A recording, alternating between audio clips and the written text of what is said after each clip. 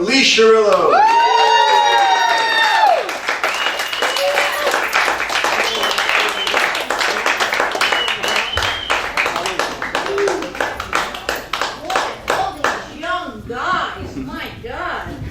Baby food.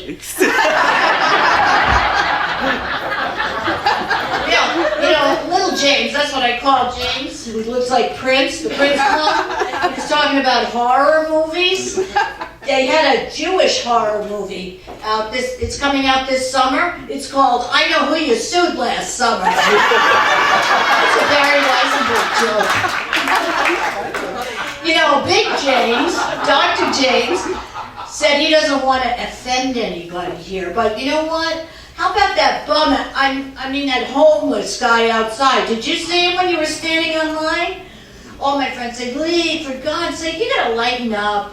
Be considerate. Have some compassion for these people. They can't work. They have a drug and alcohol problem. Am I missing something? I have to go to work to support my drug and alcohol problem.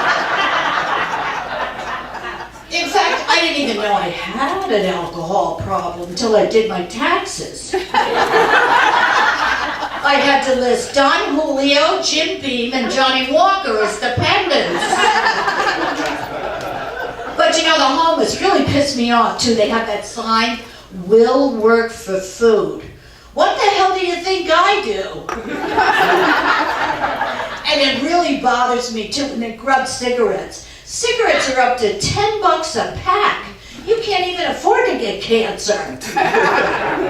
It costs you $20 just to cough on the corner. And I like to smoke Newports. Why? Because every time you buy a pack of cigarettes, they give you a free baseball cap. I figure I could wear it for chemotherapy. In all honesty though, I come from a long line of drinkers. My mother liked to drink. What a boozer.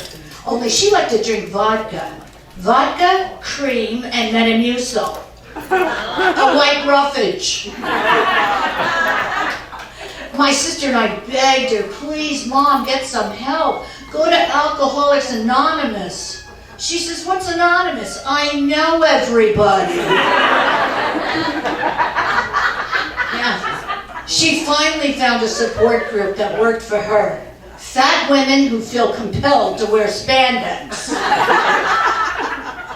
Let me ask you guys something. Is anybody here from a dysfunctional family? Yeah, like no shit. Who the hell is it? I'll tell you, my background really started to catch up with me, and I figured, maybe I should see psychiatric help. So I decided to go to see a shrink. I told him my life story, and now he's doing my act in Las Vegas. I think I slept with him too soon, though. Because in the morning, we both wanted $500. Yeah, and I took my father to Las Vegas for his 90th birthday. That's how I knew the shrink was doing my act. So I sit my father down at the bar, right, at Caesar's Palace, and this hooker comes by and she says, hey, Grandpa, I could give you super sex. And my father looks at her and says, I'll take soup.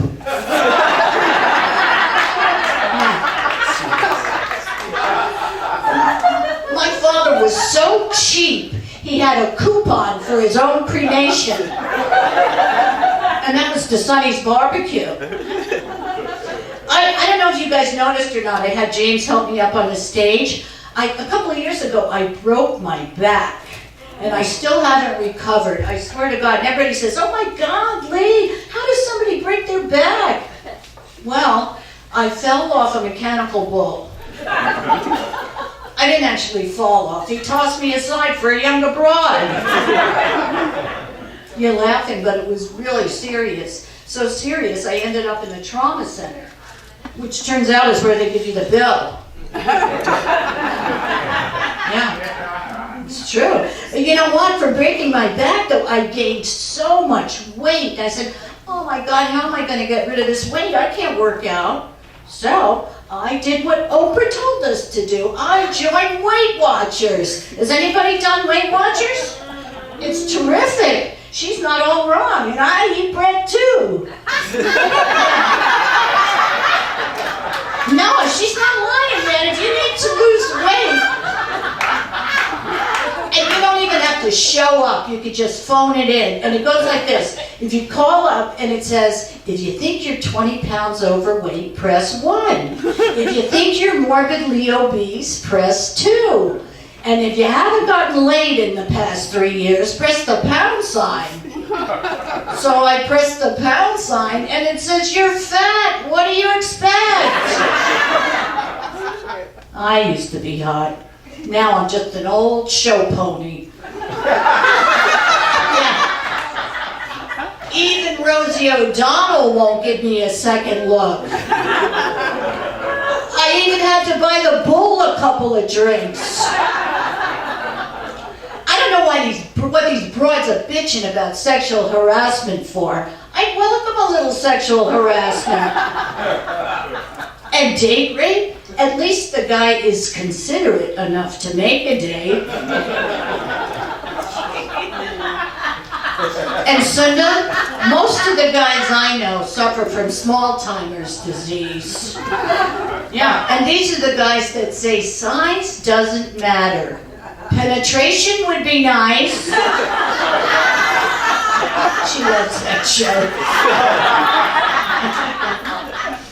I have no luck with guys though either. Leave it to me. I picked the only Jew in Miami with no money. His name was Ira. Only a Jew could name their kid after a tax shelter.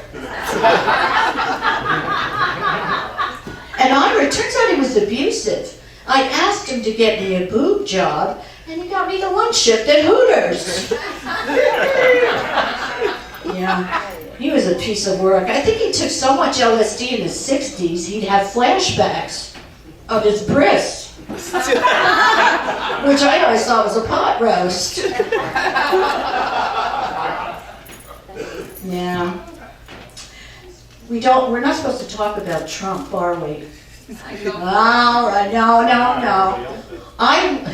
That's right. I live in Little Baghdad. I have some neighbors here. They live in Little Baghdad too. I mean Persia. I mean Iran. I mean Beverly Hills. It's so crowded there. There's no place to park your camel. And oddly enough, all the camels, they have those handicapped medallions on their necks. And the women in my neighborhood, my neighbors will attest to it, they all wear the burqas, or the mini burqas. They have the hijabs, and it kind of freaks me out. I think, wow, they don't even say hello, nothing to keep their heads down.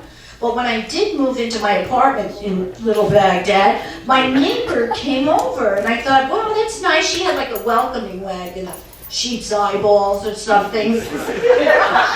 No, but she comes over in a full burqa.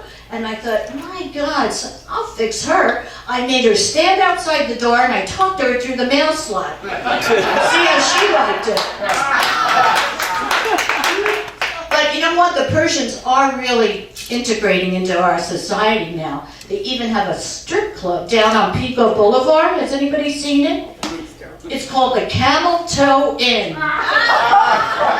And all the men are yelling at the women on stage, show us your ankles! Show us your ankles! You know, I know we weren't going to talk about Trump, but in defense of him, I thought, let me study up on this guy and see what he's all about. So I went to a bookstore in my neighborhood. Of course, the guy is Muslim, Mohammed. And I said, hey, Mohammed, do you have Trump's latest book on illegal immigration for Muslims and Mexicans? And he looked at me aghast. And he said, piss off, get out, don't come back.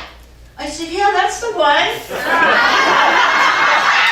Do you have it in paperback? That's a really bad.